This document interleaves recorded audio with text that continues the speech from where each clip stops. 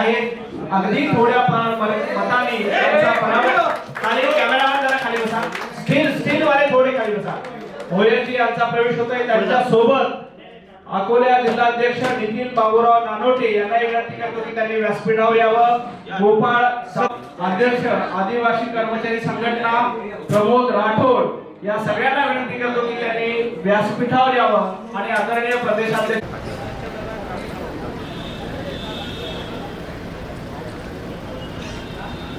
झाले का रिपोर्ट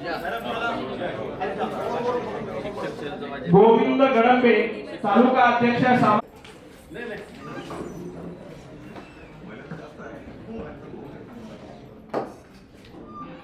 पश्चिम विदर्भातील अमरावतीमध्ये आणि मागच्या वेळी शिक्षक मतदारसंघ निवडणुकीमध्ये ज्यांनी प्रचंड मोठं मतदान घेऊन दुसऱ्या क्रमांकावर राहिले आणि एक मोठा वलय त्यांचं पश्चिम विदर्भामध्ये आहे असे चंद्रशेखर मदनरावजी भोयर यांचा आज पक्षप्रवेश झाला आहे। भारतीय जनता पार्टी महाराष्ट्र प्रदेश आणि पश्चिम विदर्भामध्ये शिक्षक मतदारसंघामध्ये आणि शिक्षकांच्या प्रश्नावर माननीय चंद्रशेखर भोयरजींनी आपलं संपूर्ण काम उभं केलं आहे। चंद्रशेखर भोयर हे अत्यंत युवा तडफदार आणि अहोरात्र मेहनत करणारे एक प्रचंड ऊर्जावान कार्यकर्ते आहेत। त्यामुळं आज भारतीय जनता पार्टी अमरावती विभाग हा चंद्रशेखर भोयर यांच्या पक्षप्रवेशाने आम्हाला मजबूती मिळाली आहे। सोबतच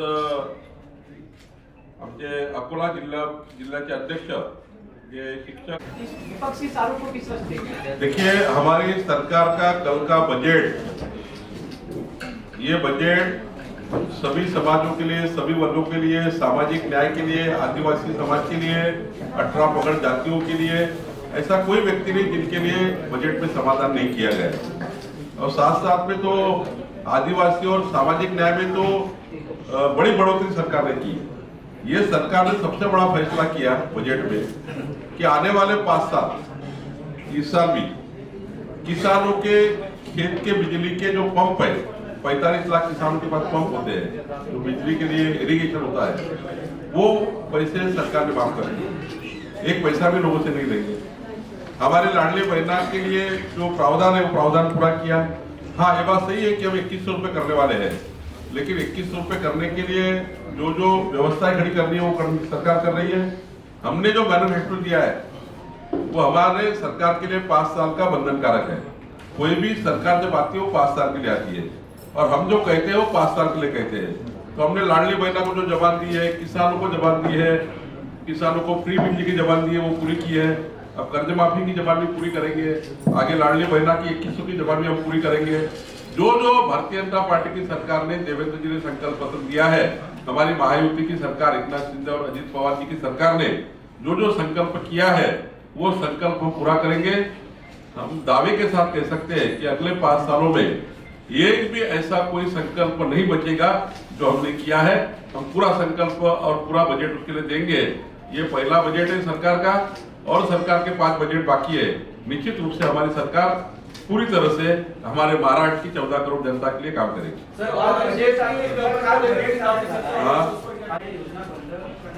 कोणती योजना राज्यात बंद होणार नाही।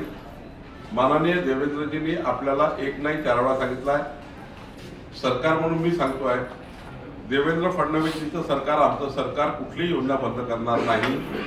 उलट जुलैच्या बजेटमध्ये पुरवणी मागणी होऊ शकतं, नागपूरच्या हिवाळी अधिवेशनात पुरवणी मागणी होऊ शकतं, पुरवणी मागणी टाकता येतं आणि केव्हाही बजेट देता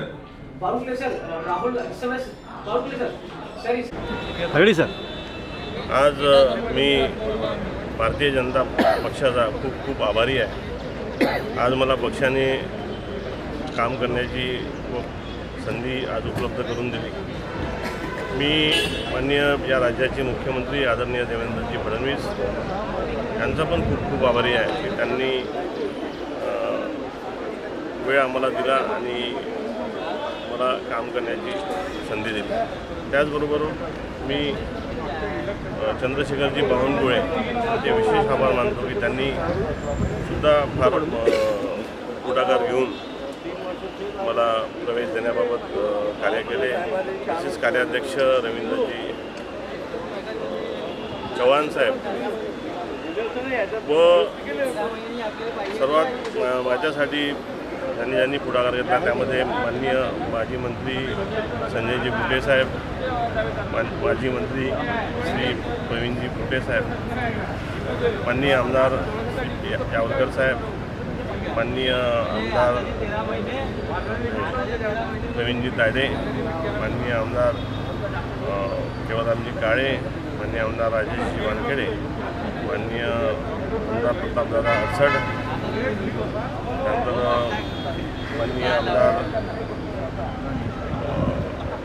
रवी राणा, माननीय छायाताई रंगाळे व जिल्ह्यातून दिनेशजी सूर्यवंशी, शिवराय कुलकर्णी, लेहनकरजी, नंतर चेतन पवार व विविध पक्षाच्या नेत्यांनी मला मदत केली, पक्षात सामावून घेतलं. त्याबद्दल मी सर्वांचे मनापासून आभार मानतो आणि येणाऱ्या काळात शिक्षण क्षेत्रात विद्यार्थी व शिक्षकांमध्ये दुवा म्हणून काम करण्याचं कार्य मी येणाऱ्या काळात करील एवढी ग्वाही देतो. आणि येणाऱ्या काळात भारतीय जनता पक्षाचं जास्तीत जास्त संघटन कसं मजबूत करता येईल या महाराष्ट्रात त्यासाठी मी कार्य करीन. येणाऱ्या काळात 20,000 ते 25,000 भारतीय जनता पक्षाचे सदस्य मी येणाऱ्या काळात करील एवढी ग्वाही आपल्याला देतो. आमच्या विभागातून आलेले सर्व माझे सहकारी यांनी माझ्यासोबत आज प्रवेश घेतला. ते नितीनजी नानोटे, सांगुर्डे सर, आपले Taberao sir, Ramji Deshmukh sir, Rathod sir, सर्व ज्यांनी आमचे मित्र आनंद भाऊ व जे माझ्यासाठी आज इथं उपलब्ध झाले त्यांचे सर्वांचे मनापासून आभार मानतो.